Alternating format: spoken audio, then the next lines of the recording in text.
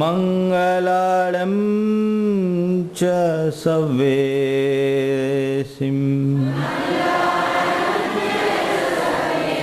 पढ़मं हो मंगलम। जय बोलो देवादिदेव 1008 श्री भगवान महावीर स्वामी की, अहिंसा परमो धर्म की, परम पूज्य आचार्य गुरुवर श्री विद्यासागर जी महाराज की।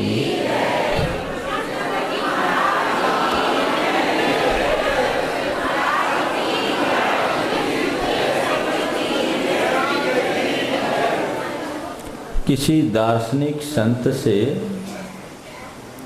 किसी ने पूछा स्वर्ग कहाँ है?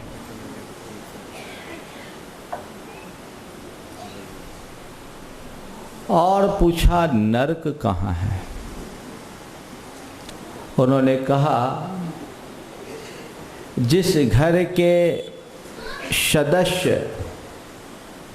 आपस में मिलजुल कर रहते हो, एक दूसरे के सहयोग के लिए तत्पर होते हों, एक दूसरों के लिए अपना जान न्यौछावर करने को राजी होते हों, जिनके संबंध प्रेममय हों, साथ में खाते हों, बातें करते हों, एक दूसरे का हित सोचते हों, समझ लो वो घर स्वर्ग है। और जहाँ तक नरक की बात है, जिस घर में रहने वाले लोग एक दूसरे से बात न करते हों, एक दूसरे की शक्ल देखना पसंद न करते हों, आपस में कटुता रखते हो, एक दूसरे के प्रति मन में घृणा विद्वेष की चिंगारियां सुलगती हो, जिनके हृदय में ईर्ष्या की आग धधकती हो, समझ लेना वही नरक है।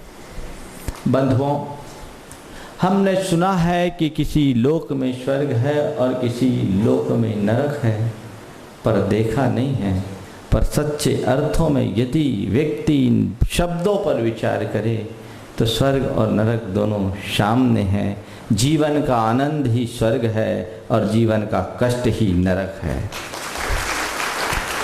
जीवन का आनंद ही स्वर्ग है और जीवन का कष्ट ही नरक है।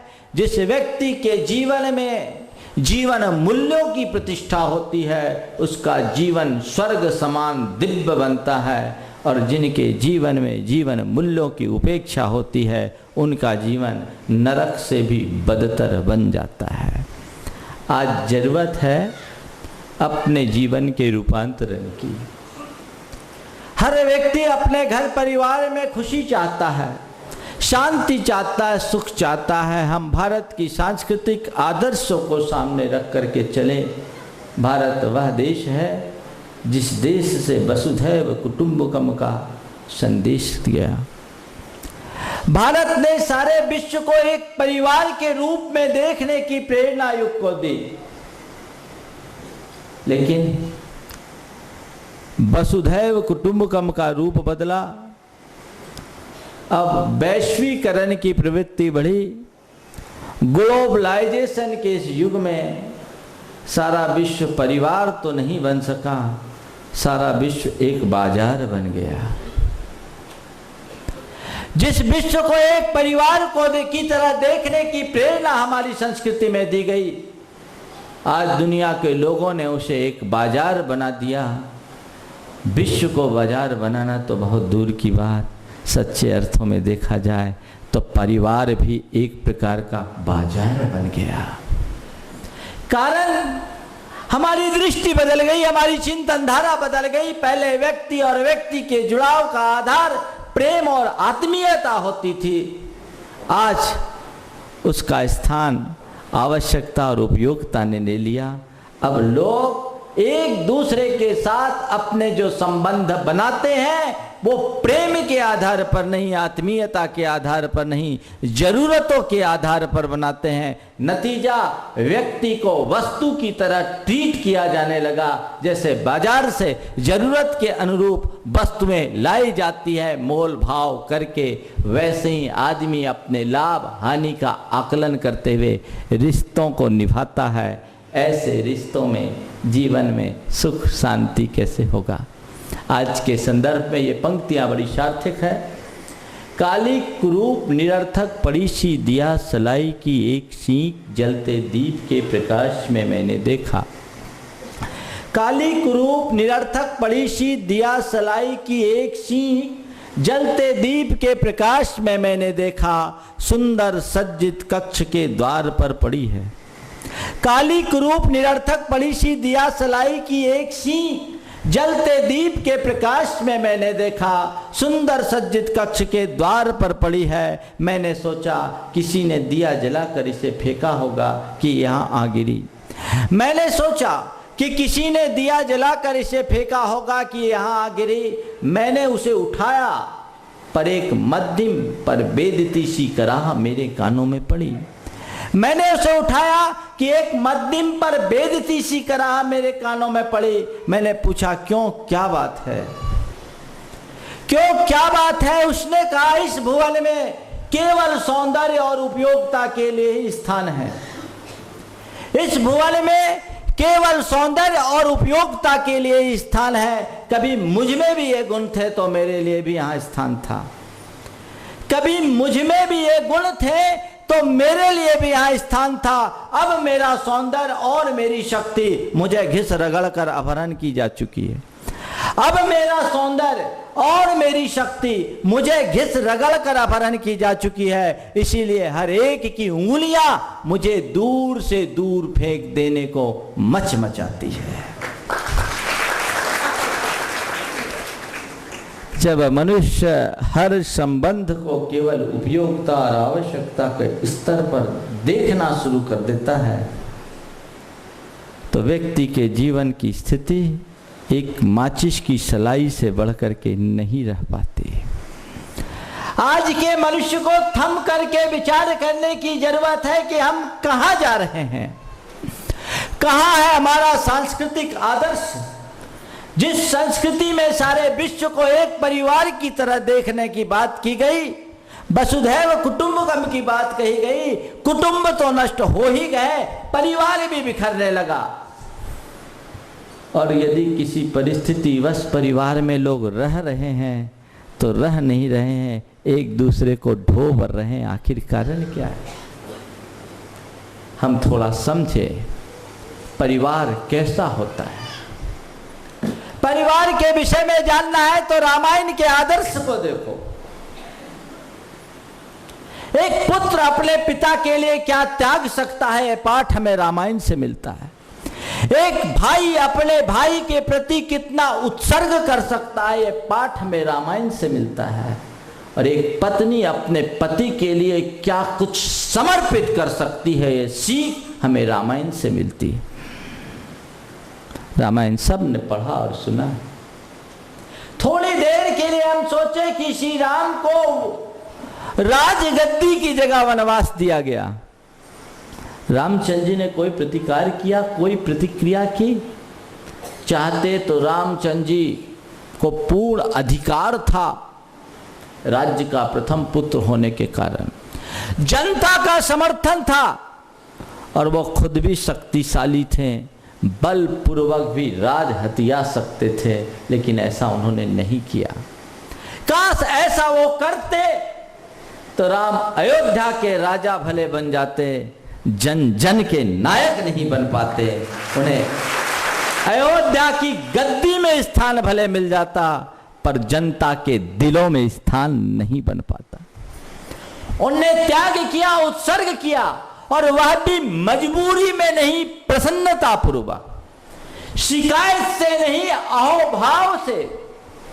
उन्होंने एक ही बात कहा कि उसी पुत्र का जन्म लेना सार्थक है जिससे पिता की प्रतिष्ठा सुरक्षित रहे।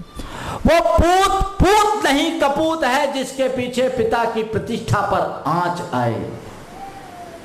इस आदर्श को जीते थे, उनने छोड़ दिया। भाई को राजगद्दी मिलनी है, अरे ठीक और अच्छा है, भरत को मिलेगा, भरत तो इसमें योग्य है। वो आगे बढ़ गए।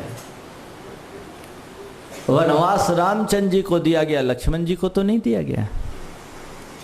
लेकिन एक भाई के पीछे दूसरे भाई ने अपना सर्वस्व त्यागा कि नहीं भैया, आप वन जाओगे और मैं अयोध्या में रहूं, मेरे लिए कतई संभव नहीं।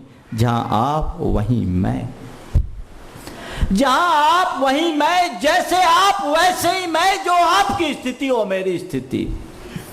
कितना बड़ा त्याग है। आज का कोई लक्ष्मण होता तो कहता चलो अच्छा हुआ एक हिस्सा गया, मामला खत्म। इधर भरत को राजगद्दी मिल रही, पर राजगद्दी में बैठने को राजी नहीं। दुनिया के लोग तो इस कोशिश में रहते हैं कि कैसे ही मुझे राजगद्दी मिले, सिंहासन मिले, कुर्सी मिले। और एक व्यक्ति है जिनको कुर्सी मिल रही है पर लेने को राजी नहीं। कितने बड़े त्याग का। भरत कहते हैं मेरे भाई को वनवास करना पड़े और मैं गद्दी संभालूं, ये मेरे जीवन में कतई नहीं हो सकता। धिक्कार है उस सत्ता और संप्रदा को जिसके पीछे मेरे भाई को विपत्ति का शिकार बनना पड़े। एक भाई वो था जो राजगद्दी मिलने के बाद भी अपने भाई की खातिर उसे स्वीकार करने को तैयार नहीं है। एक भाई वो है जो भाई की खातिर वन में जाने को आतुर है, और आज के भाई ऐसे भाई हैं जो अपने भाई को कोर्ट तक घसीट रहे हैं, भाई को क्या बाप तक को कोर्ट में घसीट रहे हैं, लड़ाई कर रहे हैं भाई, और भाई के पीछे खाई है। हमें विचारना है। श्री राम को सभी अपना आदर्श मानते हैं, रामायण को अपना सभी आदर्श मानते हैं, पर देखे कि रामायण का आदर्श तुम्हारे जीवन में किस भांति उभर रहा है। इधर सीता जी ने सहज रूप से वनवास स्वीकार लिया। ईमानदारी से बोलना, आज की किसी सीता के साथ ऐसी नौबत आती तो। रामायण में लिखा, रामचंद्र जी ने सीता को बहुत समझाया कि तुम मत जाओ, तुम्हारे पांव बहुत कोमल है, तुम अपने कोमल कोमल पांवों से जंगलों के कंटकाकीर्ण मार्ग पर कैसे चलोगी, तुम यहां रहो, 14 वर्ष की बात है, मैं लौट कर आ जाऊंगा। सीता ने कहा नहीं प्रभु, आप जैसे स्थिति में रहो मैं आपके साथ रहूंगी, आपके दर्शन मात्र से मेरे सारे दुख दूर हो जाएंगे। और जानते हैं सीता ने क्या कहा? जब उनसे कहा गया कि तुम अपने कोमल पांवों से जंगलों के कंटकाकीर्ण मार्ग पर कैसे चलोगी, तो सीता ने कहा अग्रतस्ते गमिष्यामि मृदनन्तिन कंटकान। स्वामीन, आप मेरी फिक्र मत करो, मैं अपने कोमल पांवों से आपके आगे आगे चलकर, मैं आपके आगे आगे चलकर अपने कोमल पांवों से कंटकों को कोमल बनाती हुई चलूंगी। क्या आदर्श था। आज की सीता होती तो ऐसा कहती क्या? वो ये नहीं कहती कि अग्रतस्ते गमिष्यामि मृदनंतन कंटकान, वो तो यही फलमाती विच्छेदाय गमिष्यामि न्यायालय महम त्वरा। कहते किसी वकील से मिलती हूं, डाइवोर्स का केस बनाए और ज्यादा से ज्यादा संपत्ति कैसे आए। यही है ना आज का आदर्श। एक बार मैंने रामायण पर प्रवचन किया, कुछ महिलाएं मेरे पास बैठी, मैंने प्रबुद्ध महिलाएं थी, मैंने उनसे ऐसी ही चर्चा में पूछा कि ये बताओ यदि सीता की जगह आप होती तो क्या करती। आप सबसे भी पूछ सकता हूं, जवाब मिलेगा क्या? हाँ, क्या मिलेगा बोलो? कितनी है जो वनवास के लिए तैयार होती? बताओ, एक आध हाथ उठाओ। एक भी नहीं है, एक उठ रहा है, लेकिन किस भाव से? 1 2 3 उठ रहा है। संयोग से मैंने जब उनसे पूछा कि आप होती तो क्या करती, उनने कहा मैं भी वनवास जाती। उन्होंने कहा मैं भी वनवास जाती। मुझे बड़ा आश्चर्य हुआ और मैंने कहा क्या आप सीता के चरित्र से इस कदर प्रभावित हो गई? जब उनने कहा कि मैं भी वनवास जाती, मुझे बड़ा आश्चर्य हुआ। मैंने कहा क्या सीता के चरित्र से आप इस कदर प्रभावित हो गई? उनने कहा महाराज छोड़ो चरित्र मरित्र को, 3 सासुओं के अंडर में रहने से अच्छा पति के साथ अकेले जंगल में रहना। ये आज का युग है, ये आज का दौर है, आज का चरित्र है। जीवन में खुशहाली कैसे आएगी? हम बात रामायण की करते हैं और आचरण में महाभारत उतारते। एक धार्मिक परिवार के बेटे के लिए लड़की देखने के लिए कहीं गए, एक लड़की दिखी, उनको धार्मिक लड़की चाहिए थी। लड़की सब कुछ देखने के बाद उनसे पूछा कि तुमको क्या आता है? उनने रामायण की चौपाइयाँ सुना दी। बोले देख लीजिए, रामायण की चौपाइयाँ इनने सुना दी, इन्हें सब आता है और महाभारत घर में मचा कर दिखा देगी। रामायण यहां सुना दी, महाभारत मचा करके दिखा देगी। बंधुओं, सच्चे अर्थों में आज हर घर में महाभारत है। और महाभारत क्यों है पता है? परिवार में जो महाभारत खड़ा है उसका कारण क्या है पता है? द्वापर युग में कोई कौरव हुए जो महाभारत के जनक हुए, लेकिन आज हर घर में महाभारत है, क्योंकि आज हर घर में कौरवों का राज्य है। और जब तक ये कौरव राज्य होगा, तुम्हारा करुण क्रंदन चलता रहेगा, महाभारत थमेगा नहीं। तुम्हारे साथ कौरव राज्य है, तुम खुद कौरव हो। थोड़ा देखो तुम्हारे घर में महाभारत कैसा है, महाभारत कैसा है। महाभारत का मुख्य पात्र दुर्योधन। दुर्योधन क्या है? हमारे मन का अहंकार। महाभारत केवल दुर्योधन के अहंकार के कारण उत्पन्न हुआ। दुर्योधन के अहंकार के कारण कि मैं सुई के नोक बराबर भी जमीन नहीं दूंगा, लड़ना है तो हम, लेना है तो हमसे युद्ध करके ले। जब जब हमारे मन में अहंकार का उफान आता है, मनुष्य दुर्योधन बन जाता है और वहीं महाभारत की पृष्ठभूमि खड़ी हो जाती है। महाभारत का दूसरा खलनायक शकुनी। शकुनी क्या है? कभी आपने विचार किया? जब हम अपने अहंकार की पूर्ति के लिए प्रयत्न करते हैं, जब हमारे भीतर का अहंकार उफलता है, उसकी पूर्ति के लिए मनुष्य अनेक प्रकार का कपट आचरण करता है। और ये कपट कब मन में उत्पन्न होता है? जब हमें अपने परिवार के सदस्यों के प्रति शंका उत्पन्न होती है।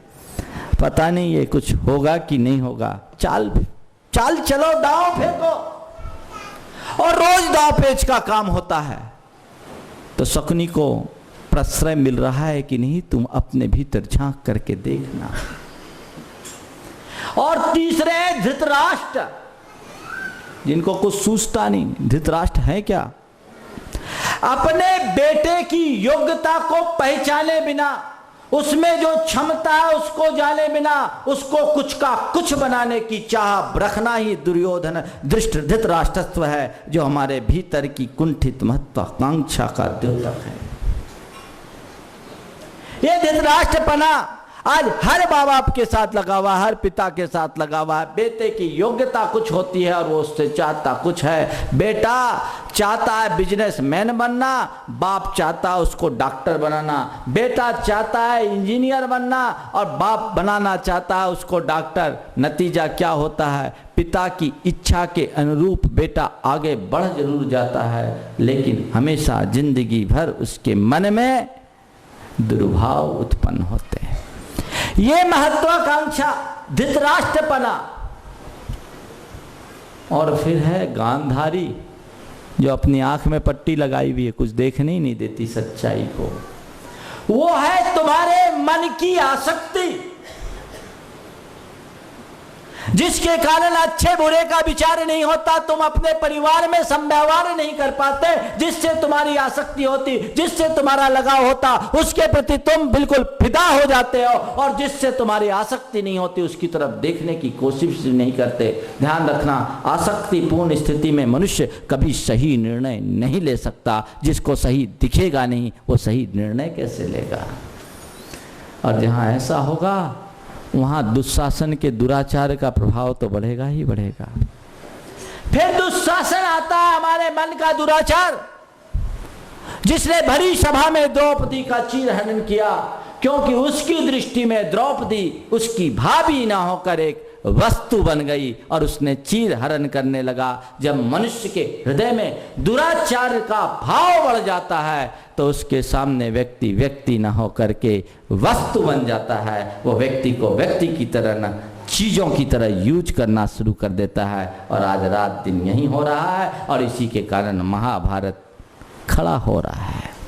आज एक अपसंस्कृति विकसित हुई है, यूज एंड थ्रो, है ना?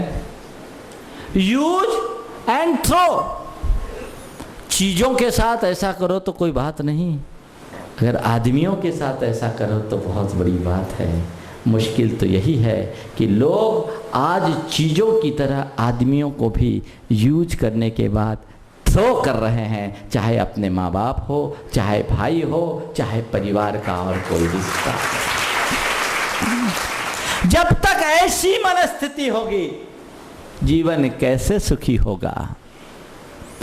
व्यक्ति को जब चीज की तरह डील करने लगोगे तो जीवन कैसे सुखी होगा? किसी शायर ने बात बहुत सही की कि कौन कहता है कि मोहब्बत के लिए होते हैं, कौन कहता है कि मोहब्बत के लिए होते हैं, अब तो रिश्ते भी जरूरत के लिए होते हैं।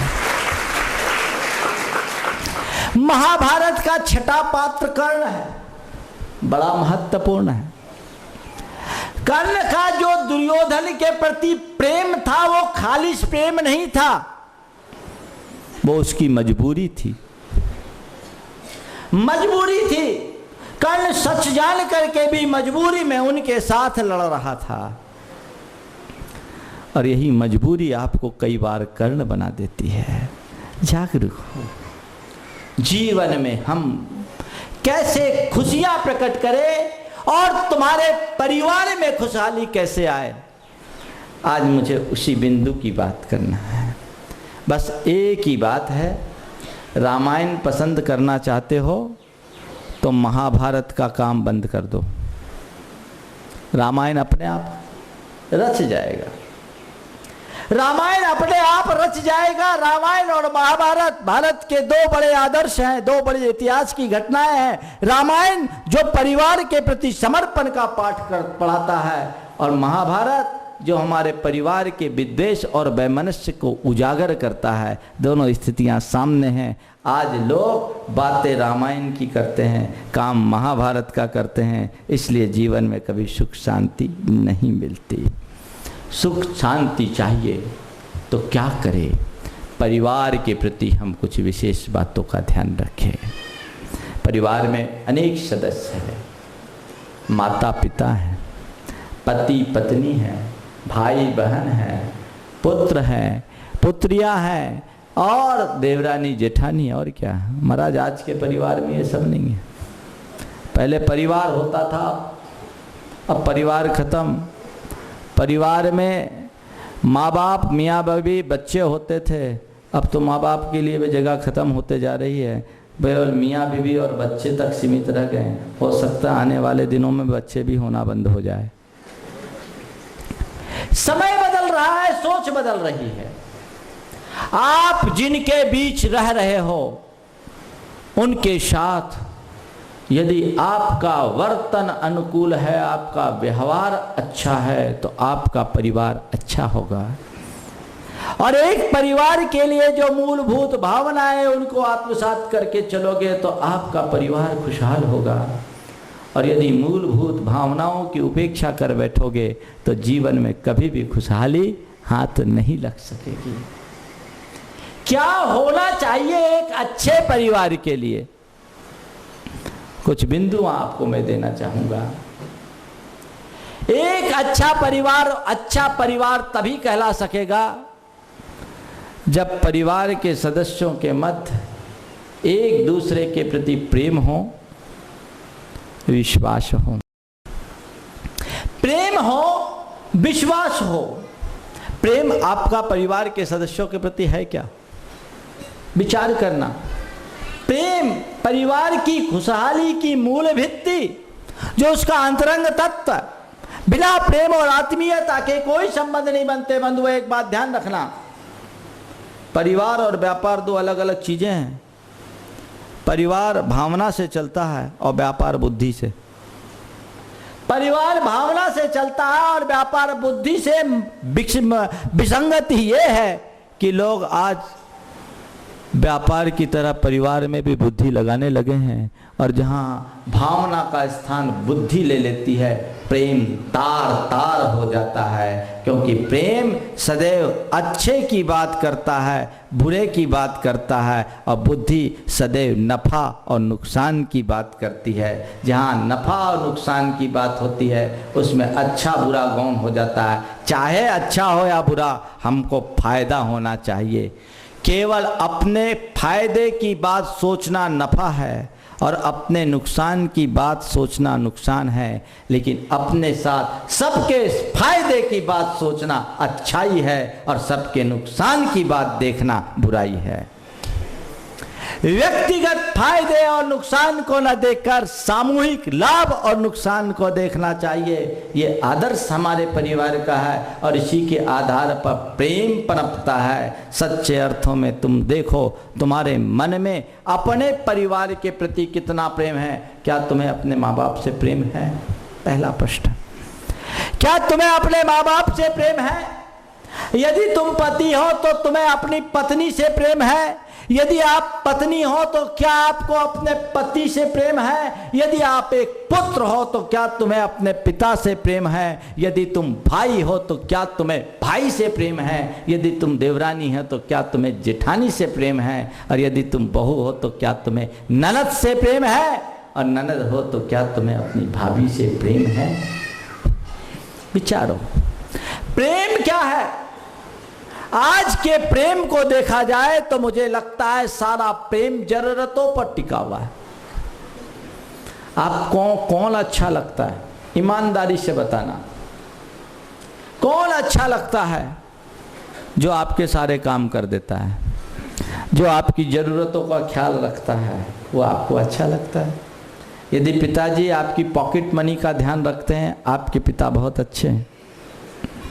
हाँ, तुम्हारे ज़रूरत के अनुरूप तुम्हें साधन उपलब्ध करा देते हैं, तुम्हारे पापा बहुत अच्छे हैं। अभी 3 रोज पहले एक बच्चा मेरे पास आया, बोले महाराज मेरे पापा बहुत अच्छे हैं, उनने हमको 30,000 का मोबाइल दिला दिया।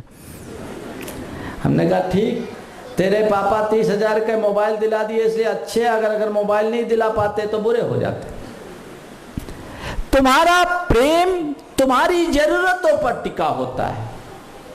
अगर पिता अपने बेटे की इच्छा के अनुरूप उसको अच्छे कपड़े दिलाता है, अच्छी फैसिलिटीज देता है, अच्छे पॉकेट मनी देता है, बेटा खुश, मेरे पापा बहुत अच्छे हैं। अगर पति पत्नी को घुमाने ले जाता है, उसकी ज़रूरतों को पूर्ति कर देता, अच्छे आभूषण दिला देता, अच्छे कपड़े दिला देता, अच्छी व्यवस्थाएं बना देता है, उसकी फरमानों को पूरा कर देता है, तो पति बहुत अच्छा है। और यदि किसी कारणवश इसमें कमी होने लगे तो लगता है अब इनका प्रेम कम होता जा रहा है। तुम्हारे प्रेम का पैमाना क्या है? पत्नी तुम्हारे मर माफिक खाना बना करके खिला रही है, तुम्हारे सब प्रकार की समस्याओं का समाधान कर रही है, तुम्हारी जरूरतों को पूरा कर रही है। तुम्हारी पत्नी अच्छी, लेकिन किसी दिन उसके द्वारा कोई चूक हो जाए तो उसी दिन से पत्नी खराब। कल तक का जो व्यवहार था उस व्यवहार में कुछ कमी, चीज खराब। मैं कहता हूं आपका प्रेम प्रेम नहीं है, एक प्रकार की सौदेबाजी। सौदेबाजी है, उसके अनुकूल काम हुआ तो सब ठीक और उसके प्रतिकूल काम हुआ तो सब गलत, अच्छा भी बुरा दिखने लगता है। ऐसी स्थिति में कहां से शांति आएगी? नहीं, ऐसा मत कीजिए। प्रेम प्रेम बहुत उत्कृष्ट तत्व है। प्रेम में तुम्हारे साथ कुछ तुम्हारी पूर्ति हो ना हो ये नहीं देखा जाता, तुम्हारा काम बने ना बने ये नहीं देखा जाता। प्रेम तो बस प्रेम होता है, वो एक भावनात्मक लगाव होता है। अगर मेरे लिए अनुकूल कर रहा है तो अच्छा है ही, कदाचित अनुकूल नहीं कर पाया तो भी अच्छा है, क्योंकि वो अच्छा है। जिसके प्रति हमारे अंतरंग में आंतरिक आत्मीयता होती है, उसकी कमियां भी हमें अच्छी दिखने लगती है, और जिसके प्रति आत्मीयता में कमी होती है उसकी अच्छाई में भी बुराई दिखती है। रोज का अनुभव होता है कि नहीं होता? विचार करो, तुम जिनके बीच रह रहे हो उनके साथ तुम्हारा प्रेम है कि नहीं है? समझ में नहीं आता।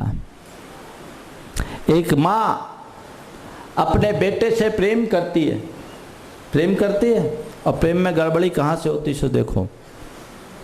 बेटा जब तक बड़ा होता है माँ की बात मानता है, माँ का ध्यान रखता है, मेरा बेटा बहुत अच्छा है। अब बेटे की जब शादी हो जाती है और बेटा अपनी पत्नी के साथ जुड़ने लगता है तो माँ को शंका होने लगती है, कहीं मेरा बेटा अपनी बीवी में ना झुक जाए। अब उसका व्यवहार बदल जाता है और अब उसकी हर बात को वॉच करना शुरू कर देती है। माँ का व्यवहार बदलता है, बच्चा भी इस चीज़ को रीड करता है, और रीड करने से धीरे धीरे बच्चा का भी व्यवहार बदल जाता है। दोनों के मध्य प्रेम की जगह दुराव अपना स्थान बना लेता है, और जहाँ दुराव होता है वहाँ टकराव तो सदैव पैदा हो जाता है, और जहाँ दुराव और टकराव हो वहाँ पर शांति और प्रसन्नता आखिर कैसे टिकेगी? विचार करो। अरे ठीक है, तुम माँ हो, तुमने अपने बच्चे को जन्म दिया, बड़ा लिखा करके बड़ा किया, तुम्हारा उस पर प्रेम होना चाहिए, पर वो प्रेम का मतलब ये नहीं है कि वो सदैव तुम्हारे हिसाब से चले। वो अपने हिसाब से चलता है, चलने दो। तुम तो केवल ये सोचो कि मैं एक ऐसे बेटे की माँ हूँ जो एक अच्छा इंसान बना है, आगे बढ़ा है, मेरा ख्याल रखता है। अभी तक वो अच्छा बेटा था, अब अच्छा पति बन रहा है, और कल अच्छा पिता बनेगा, जीवन धन्य हो जाएगा। माँ की गलती ये होती। और एक बेटा जब अपनी बीवी से जुड़ जाता है तो माँ को ही भूल जाता है कि हमको किसी ने जन्म दिया। ये उस बेटे की गलती है। बंधुओं, प्रेम होना चाहिए, निखालिस प्रेम। अब प्रेम कब टिकेगा? जब आपके मन में परिवार के सदस्यों के प्रति विश्वास हो, शंका ना हो, नंबर 1। शंका ना हो, नंबर 1। नंबर 2, आप अपने परिवार के सदस्यों के प्रति टीका टिप्पणी ना करें। नंबर 3, गलतफहमी के शिकार ना हो। नंबर 4, ज़्यादा न आलोचना न कर उनको प्रोत्साहन दे, प्रेरणा दे। जब आपके मन में शंका हो जाती है किसी के प्रति, वहाँ प्रेम नहीं टिकता। चाहे आपका बेटा हो, चाहे आपके पिता हो, चाहे आपकी पत्नी हो, चाहे आपका भाई हो, कोई भी हो, जिसके प्रति आपके मन में शंका उत्पन्न हो गई, क्या उसके प्रति प्रेम रहता है? प्रेम नहीं रहता। थोड़ा सोच रहे मेरा पति आया, लेट आया, क्यों, क्या बात हो गई, उल्टा ही सोचते। और ये नहीं सोचते कि दुकान गया है, कुछ ज़्यादा काम हो गया होगा इसलिए विलम्ब से आया, कोई ज़रूरी बात हो गई होगी तो विलम्ब से आया। पत्नी यदि घर से बाहर गई है तो दिमाग में यही आता है कि क्यों वो बाहर गई, इतनी देर से क्यों आई, सामने वाले से बात कर लिया तो किस लिए कर लिया। उल्टी बातें दिमाग में ज्यादा आती है, और जहां इस तरह की शंका आती है अविश्वास उत्पन्न होता है, और जहां अविश्वास उत्पन्न होता है वहां प्रेम खंडित हो जाता है। इसलिए परिवार के सदस्यों पर विश्वास रखो, अपने बच्चों पर विश्वास रखो, भरोसा रखो। यदि आप विश्वास और भरोसा रख करके चलोगे तो आप महसूस कर सकते हो कि कितना बड़ा असर पड़ता है। एक पिता अपने बेटे पर बहुत विश्वास रखता था और उसको पूर्ण आजादी भी दे रखी थी। एक दिन, और बेटा भी अपने पिता का बहुत बहुमान किया करता था। एक रोज बेटा अपने मित्रों के कहने से नाइट शो पिक्चर देखने के लिए गया।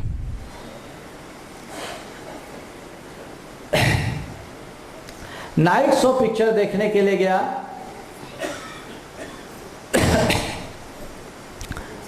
हाँ,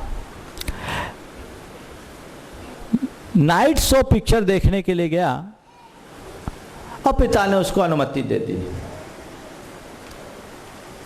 पिक्चर देखकर आने के बाद बेटे ने रात के 12:30 बजे अपने पिता का दरवाजा खटखटाया।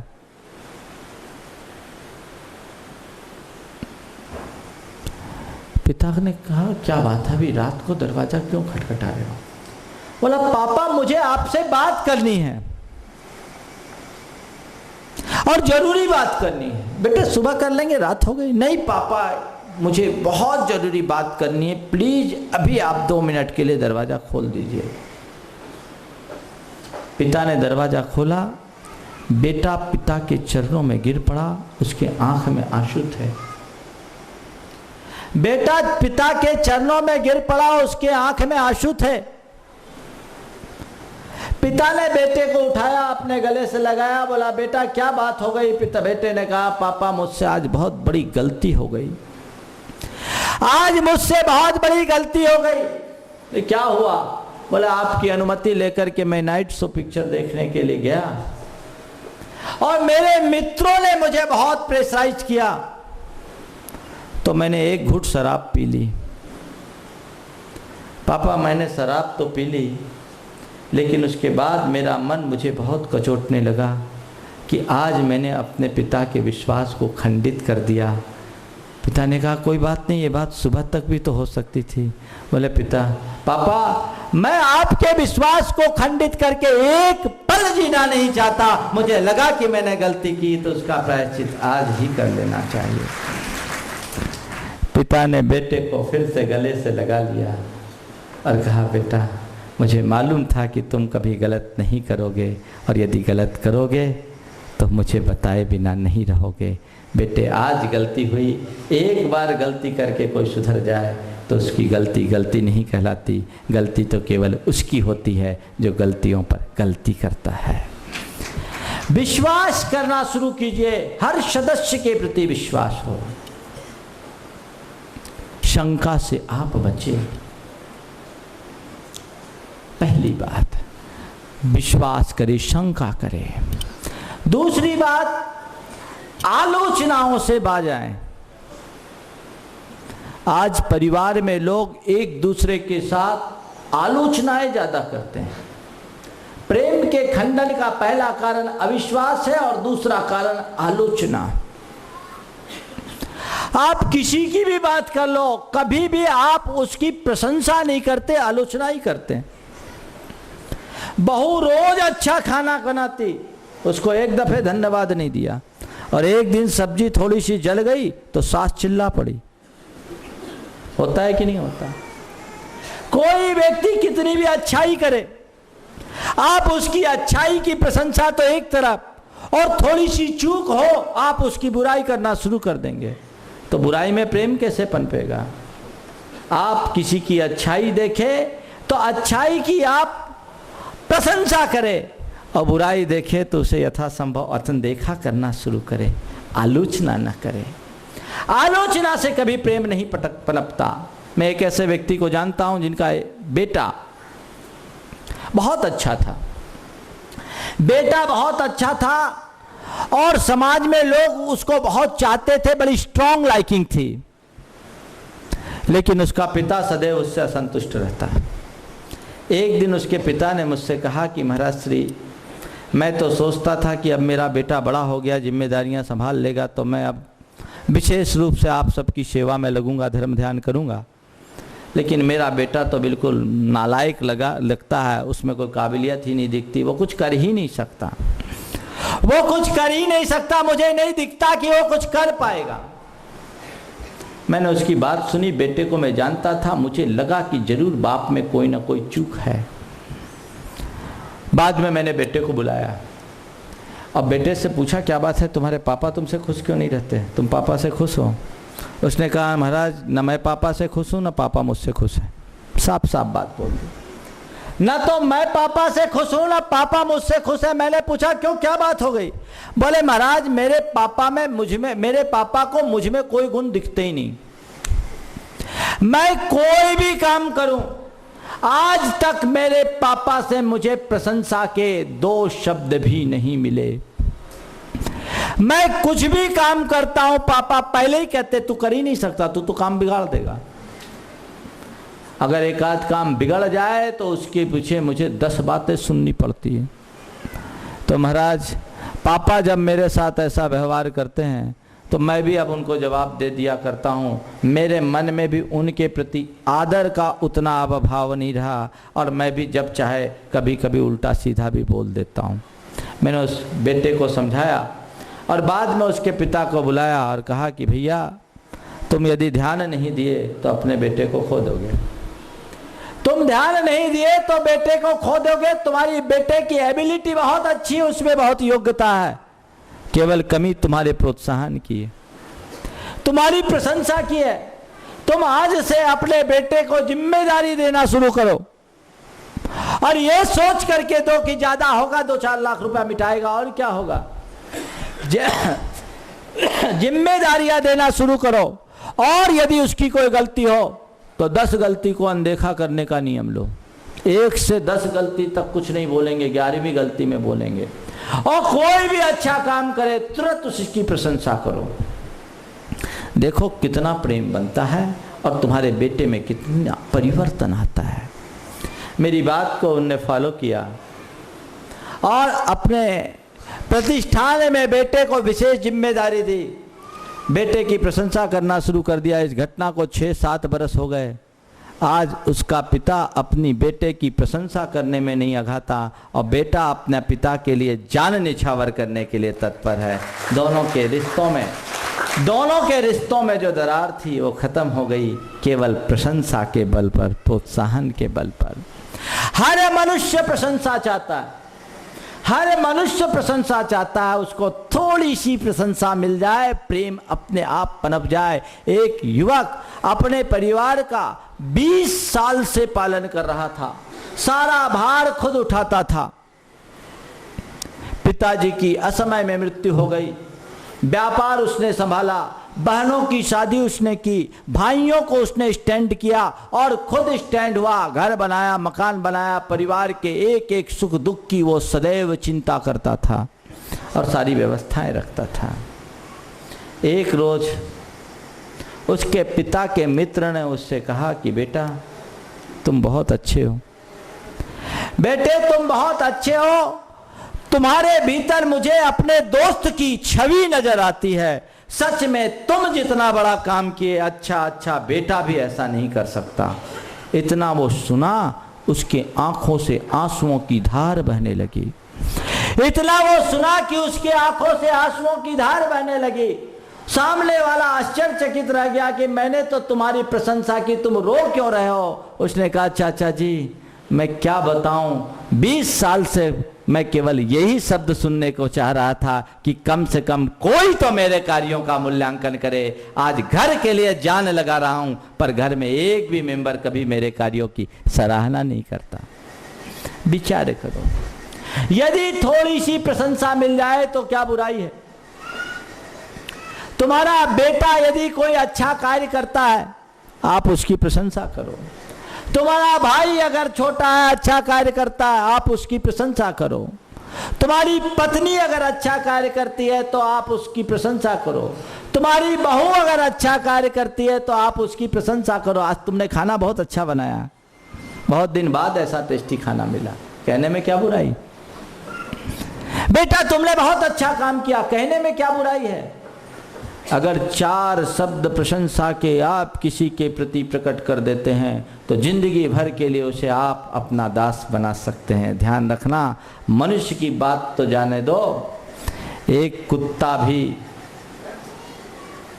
आदमी के सामने तभी दुम हिलाता है जब उसे प्यार से पुचकारा जाता है। विचार करने की बात। कुत्ता भी आदमी के सामने तभी दुम हिलाता है जब उसे प्यार से पुचकारा जाता है। जहां प्यार और पुचकार है वहां प्रेम पनपता है, और जहां तिरस्कार और दुत्कार है वहां द्वेष जन्मती है। आप कैसे शांति पाएंगे, खुशहाली कैसे पाएंगे। प्यार और पुचकार को बढ़ाना है तो प्रशंसा का मार्ग अपनाएं। केवल क्रिटिसाइज मत करे, ज्यादा मीन मेख ना निकाले। क्रिटिसाइज अच्छी बात नहीं। महाराज किसी को गलतियों पर टीका टिप्पणी नहीं करेंगे तो फिर क्या गलतियां नहीं सुधरेगी। सुधरेगी कैसे, ध्यान रखना, टीका टिप्पणी करने से और ज्यादा नहीं सुधरेगी। किसी की गलती को देखकर अनदेखा कर देना, उसकी गलतियों को सुधरने का मौका देना है, और किसी की गलती पर जरूरत से ज्यादा टीका टिप्पणी करना, उसे दूसरी गलती के लिए बाध्य कर देना है। तुम क्या चाहते हो। ज्यादा टीका टिप्पणी मत करो। 10 गलती पर एक बार टोको, एक गलती पर 10 बार मत टोको, तब तुम्हारा महत्व भी रहेगा। जो एक गलती पर 10 बार टोकते कहते ये तो चिल्लाते ही रहते हैं, और जो यदा कदा बोलते हैं उनकी बात का मान होता है। मैं बड़े बुजुर्गों से कहना चाहता हूं, जो हर बात पर अपना रुआब झाड़ना चाहते हैं, चाहे वो पिता हो या सास, ज्यादा ऐसा मत करो। हमारे आचार्य महाराज की बड़ी विशेषता है। आचार्य महाराज के विषय में ये बात प्रसिद्ध है कि वो बहुत कम बोलते हैं, बहुत कम निर्देश देते हैं। अगर किसी को आदेश मिल गया तो हम लोग अहोभाग्य समझते हैं, और जो बोलते हैं उसमें रत्ती भर कम नहीं करते। जब तक उस निर्देश का हम पालन न करें तब तक दूसरा निर्देश नहीं मिलता, और उनके द्वारा निर्देश नहीं मिलना ही हम लोगों के लिए बहुत बड़ा दंड है। उनकी विशेषता, गुरुदेव कभी किसी की गलती देख ले कुछ नहीं बोलेंगे। किसी की भी गलती देखते हैं, देखकर अनदेखा कर देंगे, उस समय कुछ नहीं बोलेंगे। हम लोगों में तो हड़कंप मच जाता है कि गुरुदेव ने देख लिया, लेकिन कभी कोई बड़ी गलती हो जाए तो एक साथ पूरी फाइल खोल देंगे, और सामने वाले को उसका एहसास करने के अलावा कुछ नहीं बचता। मैं आपसे इतना ही कहना चाहता हूँ, आप अपना महत्व और प्रासंगिकता बनाए रखना चाहते हो तो गलतियों को अनदेखा करें, बड़ी गलतियों में ही टोकें, और टोकने का तरीका भी अपनाएं। मैं आपसे कहता हूँ, आपके हाथ में घड़ी बंधी है, हर सेकेंड में आपके सेकेंड का कांटा टिक टिक टिक टिक टिक टिक टिक कर रहा है। आपका ध्यान जाता है क्या?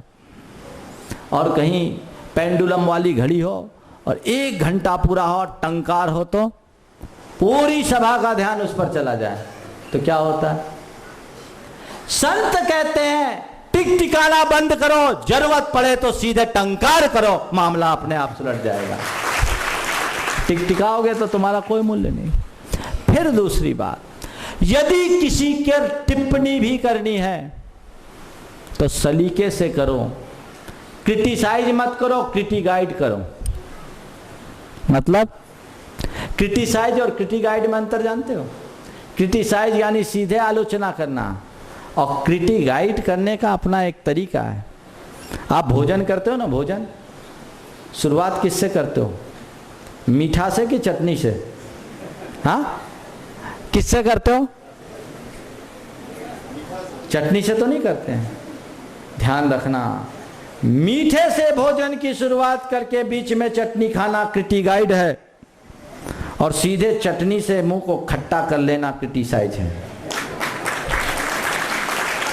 क्या करो आप? क्या करो? किसी के लिए अगर उसकी कोई कमजोरी है और उसको आप सुधारना चाहते हैं, प्रेम से एकांत में बुलाओ और उससे पहले कहो कि तुम ये काम बहुत अच्छा करते हो और तुमने बहुत बढ़िया ढंग से काम किया, बिल्कुल अच्छा किया, लेकिन जब मैं भी ये काम करता था मुझसे भी ऐसी चूक हो जाती थी, मैंने यहाँ गलतियाँ की, उसका मुझे नुकसान भोगना पड़ा, तुम थोड़ा इसको ध्यान रख लो, इसको सुधार लो तो गलती ठीक हो जाएगी। क्या है? गाइड कर रहे आप। ये समालोचना है और वो आलोचना है। आलोचना ऐसी मत करो कि किसी का उत्साह मंद हो जाए और आत्मीयता नष्ट हो जाए। आलोचना ऐसी करो कि व्यक्ति को अपनी गलतियों का एहसास भी हो जाए और अंदर का उल्लास भी प्रकट हो जाए, जीवन धन्य हो जाए। आप सदैव ऐसी आलोचना करें। इसलिए अधिक आलोचना मत करो, ज्यादा टीका टिप्पणी नहीं करो। जो सास रोज अपनी बहू को गालियां देती है, वो बहू भी सास बनेगी तो अपनी बहू को गालियां ही सुनाएगी। जो पिता अपने बेटे के प्रति ज्यादा सख्ती रखता है, वो एक सख्त पिता को तैयार करता है, क्योंकि उसका बेटा भी अपने